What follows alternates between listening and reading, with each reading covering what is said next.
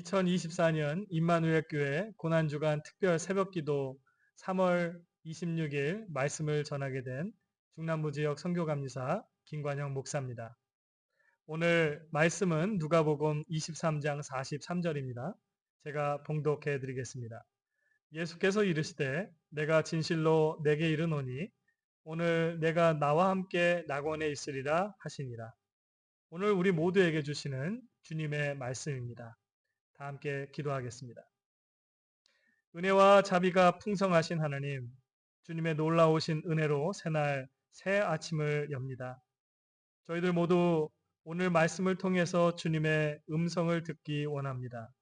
이 아침 성령님께서 저희들의 영혼을 깨워주시고 저희들의 심령을 주님의 은혜로 채워 주옵소서. 예수 그리스도의 이름으로 기도합니다. 아멘. 보드게임 가운데 모노폴리란 게임이 있습니다. 보드판 위에 세계의 유명한 도시들 여행하면서 땅을 구매하고 또 그곳에 집을 짓고 호텔을 세워서 그곳을 통과하는 사람들에게 통용료를 받아서 가장 많은 돈을 번 사람이 이기는 게임입니다. 아마도 여러분들도 자녀들이나 친구들과 이 게임을 해보신 분들이 계실 텐데요. 특히 자녀들과 함께 게임을 할 경우 흔히 볼 수 있는 풍경 중 하나는 만약 아이가 게임에서 승리를 하면 그는 세상의 모든 것을 가진 듯이 즐거워합니다. 반면에 게임에서 진 아이는 패배를 쉽게 인정하지 않고 울고불고 합니다. 하지만 그 승리의 기쁨과 패배의 슬픔도 잠시 그 모든 희노애락을 일순간에 정리하는 소리가 있습니다. 그것이 무엇일까요? 그것은 바로 엄마가 아이들을 향해서 얘들아 밥 먹자라는 소리입니다. 아무리 세계 곳곳에 땅을 사고 호텔을 짓고 사람들에게 엄청난 통행료를 받아서 억만장자가 된다고 하더라도 식사 시간이라고 하는 소리는 마치 청청병력과 같은 소리가 되는 것입니다. 즉 게임에서 끝났으니 가지고 놀았던 모든 것들은 이제 다시 박스 안으로 들어가야 한다는 말이죠. 우리의 인생도 이와 같은 때가 있음을 기억해야 합니다.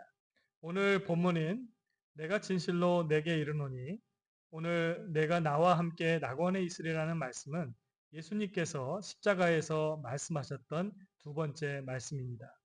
이 말씀은 예수님과 함께 십자가에 달렸던 두 명의 강도 중 한 명에게 하셨던 말씀이죠. 그럼 이들은 어떤 사람들이었을까요? 마태복음 27장에 보면 이들에 대해 힌트를 얻을 수 있습니다. 처음에 십자가에 달렸던 두 명의 죄수들은 종교 지도자들처럼 예수님을 비난하고 조롱하고 또한 온갖 저주와 욕설을 함께 퍼부었던 사람들입니다. 그런데 흥미로운 사실은 시간이 얼마 지났는지 모르지만 함께 저주를 퍼부었던 사람 중 한 명의 태도가 갑자기 바뀌게 된 것을 알 수 있습니다. 한 명의 죄수는 예수님께서 만약 당신이 진짜 그리스도면 모두를 구원해 보라고 저주를 퍼부었지만 또 다른 한 명의 강도는 달랐습니다. 누가복음 23장 40절 41절에 보면 하나는 그 사람을 꾸짖어 가로되 내가 동일한 정죄를 받고서도 하나님을 두려워하지 아니하느냐 우리는 우리의 행한 일에 상당한 보응을 받는 것이니 이에 당연하거니와 이 사람의 행한 것은 옳지 않은 것이 없느니라 라고 누가복음 저자는 전하고 있습니다. 이 죄수의 말대로라면 자신들은 죄값을 치르고 있는 것이라고 생각했지만 예수님은 그럴 이유가 없다고 보았던 것입니다. 이 말이 중요한 것은 그는 지금 자신의 죄를 깨닫고 있는 것이고 또한 하나님 앞에 서서 받게 될 심판에 대한 두려움을 지금 느끼고 있는 것입니다. 오늘날 우리 그리스도인의 삶을 진단해 볼 때 과연 이대로 괜찮은가라는 질문을 던져볼 수 있습니다. 왜냐하면 우리 그리스도인의 삶 속에서 십자가를 쉽게 발견할 수 없기 때문입니다. 저는 사람들이 십자가 목걸이를 할 때 과연 그 십자가의 의미를 알고 하는 것인지 묻고 싶을 때가 많습니다. 그 십자가를 보면서 자신의 죄가 얼마나 큰지를 깨닫고 있는지, 또한 그 십자가를 통해서 예수님의 놀라운 사랑을 발견하고 있는지 묻고 싶은 것입니다. 결국 십자가의 의미를 깨닫지 못하게 된다면 그곳에는 회심의 역사도 없게 되고 나아가 삶의 변화도 기대할 수 없게 되는 것입니다. 한 청년이 대학 때 사회개혁을 꿈꾸다가 그리스도를 만나고 이전에 사랑하던 또한 추구하던 모든 것을 버리고 교회에 들어가 참된 믿음의 길을 걷고자 했습니다. 그런데 그렇게 찾아 들어간 교회에서 그는 놀라운 충격을 받고 이런 증언을 했습니다.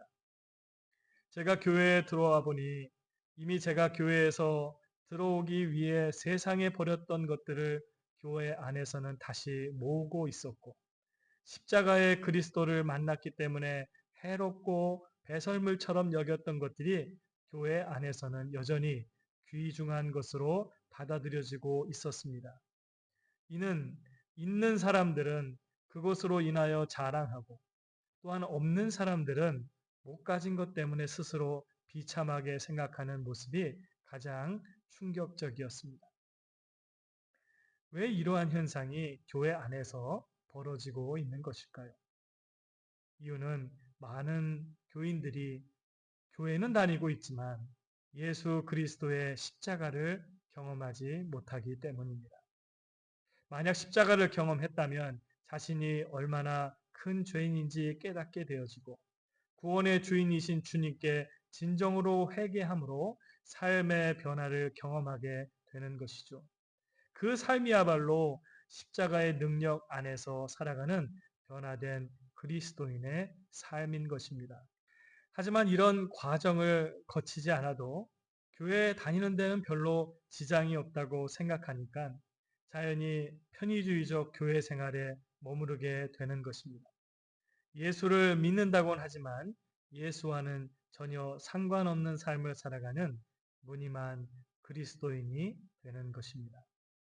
오늘 본문을 보면 예수님과 함께 십자가에 달렸던 한 명의 죄수는 주님께 예수여 당신의 나라에 임하실 때에 나를 생각하여서 하소서라고 고백합니다.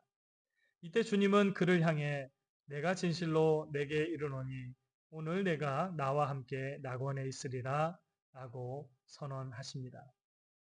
이 죄인의 고백은 그런 의미에서 아주 중요합니다.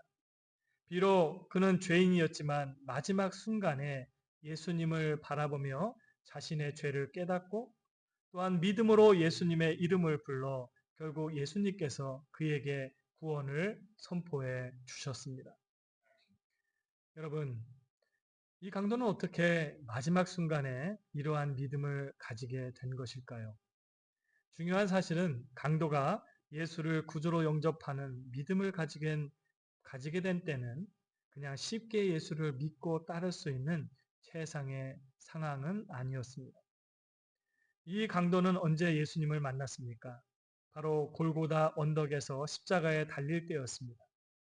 그때 예수님은 육신적으로 자신은 물론 어느 누구도 돌볼 수 없는 것 같은 상황이었습니다. 다시 말해서 이 강도가 예수를 믿게 된 시점이 예수님의 인기가 상한가일 때가 아니라 오히려 그 정반대일 때였습니다. 마치 아무런 힘도 없는 것처럼 그저 십자가의 죽음을 겸허하게 기다리시는 연약한 인간의 모습의 예수님이셨습니다.